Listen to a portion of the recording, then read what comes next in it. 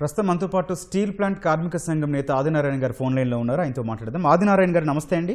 నమస్తే అండి. ప్రమాదం ఎట్లా జరిగిందని మీ దగ్గర ఉన్న లేటెస్ట్ సమాచారం ఏంటండి?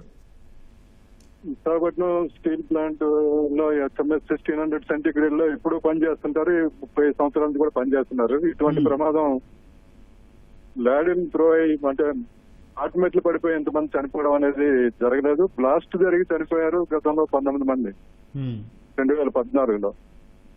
కానీ ఈ మధ్య కాలంలోని స్టీల్ ప్లాంట్ మేనేజ్మెంట్ గవర్నమెంట్ ప్రజలతో మ్యాన్ పవర్ ని పూర్తిగా తగ్గించేసి అతి తక్కువ మ్యాన్ పవర్ తో వర్కర్ల మీద ఆఫీసర్ల మీద 12 గంటలు 14 గంటల పాటు పనిచేస్తున్నారు.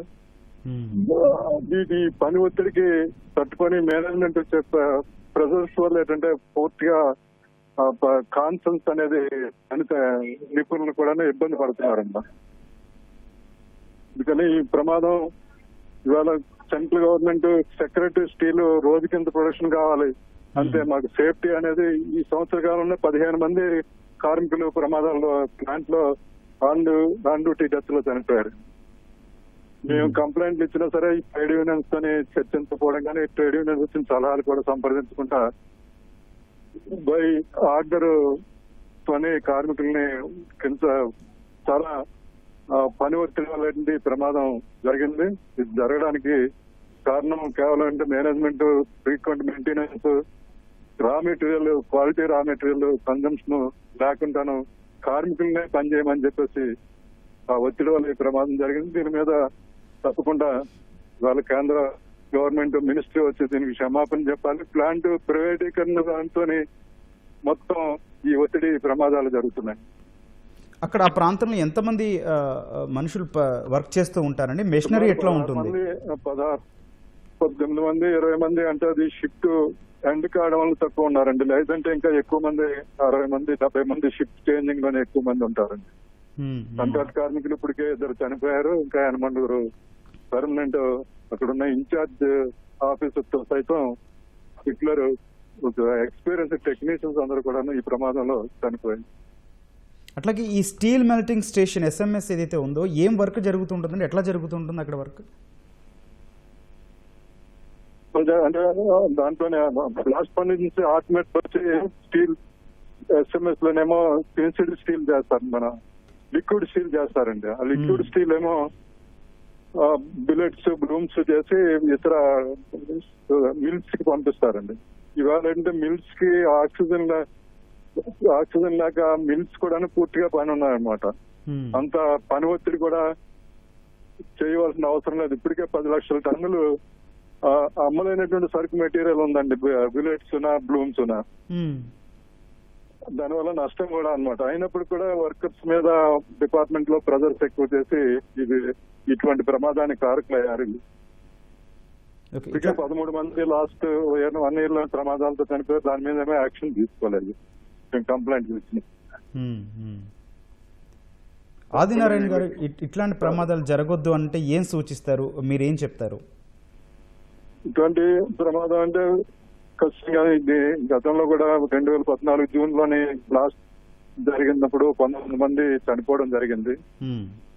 అప్పుడు హైయెస్ట్ ఉన్నత స్థాయి కమిటీలు వేసి పర్యవేక్షణ చేసి ఎంతవరకు అటువంటి ప్రమాదాలు జరగలేదండి.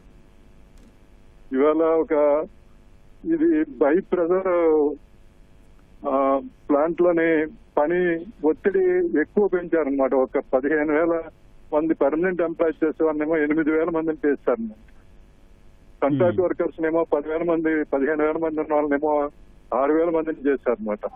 ఒక్కొక్కడు 14 గంటలు 15 గంటలు పని చేయవలసి వస్తుంది. పని దగ్గర ఒక సెకండ్ మిస్టేక్ చేసినా సరే ప్రమాదాలు ఏర్పడతాయి. ఈ మెయిన్ అందులో రా మెటీరియల్ ప్రాపర్ గా మేము చెప్పింది కూడాను ప్రాపర్ రా మెటీరియల్ ఉండాలి. సేఫ్టీ దీనికి సంబంధించి సమగ్రమైనటువంటి డిపార్ట్మెంటల్ స్ట్రక్చరల్ కమిటీలు ఉంటాయి. కమిటీలతో చర్చించరు. సెంట్రల్ సేఫ్టీ కమిటీలు ఉంటే చర్చించరు. ట్రేడ్ యూనియన్ లీడర్స్ తో అసలు చర్చించవలసిన లేదని చెప్పేసి గవర్నమెంట్ ఢిల్లీ నుంచి ఆదేశాలు ఇస్తుంది. ఈ ప్రమాదాలు జరగకుండా ఉండాలంటే తప్పకుండా ఇవాళ ఒక ఉన్నత స్థాయి జడ్జితోనే ఎంక్వైరీ జరిపించి ఎవరైతే చెత్తగాతున్నారో వాళ్ళందరికీ కూడాను కుటుంబాలకి పర్మనెంట్ ఎంప్లాయీస్ వాళ్ళు 1 crore రూపాయలు మినిమం 1 కోటి రూపాయలు అందరికి కూడా చెల్లించాలని కూడా ఈ మ్యాన్ పవర్ ఏదైతే సేఫ్టీ డిపార్ట్మెంట్ ప్రిస్క్రైబ్డ్ చేసేటువంటి క్వాలిఫికేషన్ ఉన్నటువంటి మ్యాన్ పవర్ అందరూ కూడాను తిరిగి ఆ పనుల్లోనే నియమించాలన్నమాట. మేనేజ్మెంట్ ఎవరిని కావస్తే అన్ని ఎప్పుడు కావాలంటే అప్పుడు ట్రాన్స్ఫర్ చేసేస్తున్నారు అనమాట. ఇక్కడ 15 సంవత్సరాల ఎక్స్పీరియన్స్ ఉన్న వర్కర్ని తీసుకెళ్లి ఇంకో దగ్గర కోకవన్లో పడేస్తున్నారు అనమాట. కొత్త వచ్చేసరికి ప్రాపర్ ట్రైనింగ్ లేకపోతే వీటి మీద కూడా కంప్లైంట్స్ ఇచ్చారన్నమాట. లేకపోవడం వల్ల ఏంటంటే ఇటువంటి ఆ మిషనరీ ఎక్విప్మెంట్ కంట్రోల్ లోనే హ్యూమన్ కంట్రోల్ లో ఉండాలి. హ్యూమన్ కంట్రోల్ లోనే ఎక్విప్మెంట్ లేకుండా అవుతుంది. అట్లాగే ఆదినారాయణ గారు, ఇప్పుడు ఏదైతే ఆ లిక్విడ్ ఒలికిపోయిందో అదంతా కూడా మళ్ళీ మనుషులే క్లీన్ చేయాలి, అదంతా కూడా ఆ సెటప్ అంతా. సరే, ఇప్పుడు ఏదైతే ఆ ద్రవ రూపంలో ఉన్న ఉక్కు లీక్ అయిపోయిందో అదంతా కూడా మళ్ళీ మనుషులే క్లియర్ చేయాల్సిందేనా? మనుషులే క్లియర్ చేయాలి. అది 3 days 4 days పెద్ద ప్రాసెస్. అంటే దీనికి సైమల్టేనియస్ మిగతా డిపార్ట్మెంట్ కూడా పూర్తిగా ఆగిపోతాయి. కంటిన్యూ కాస్టింగ్ అండి, ఇది ఇంటిగ్రేటెడ్ స్టీల్ ప్లాంట్ అన్నమాట. ఒక దగ్గర నుంచి మొత్తం సెంట్రల్ ప్లాంట్, బ్లాస్ట్ ఫర్నెస్ ఇవన్నీ కూడా డౌన్. దీంతో పాటు 2 లో కూడా ప్రమాదం జరిగింది. అది కొద్దిగా హ్యూమన్ లాస్ లేదు. 2 బ్లాస్ట్ ఫర్నెస్ మన SMS 2 లో కూడా. ఓకే అండి ఆదినారాయణ గారు.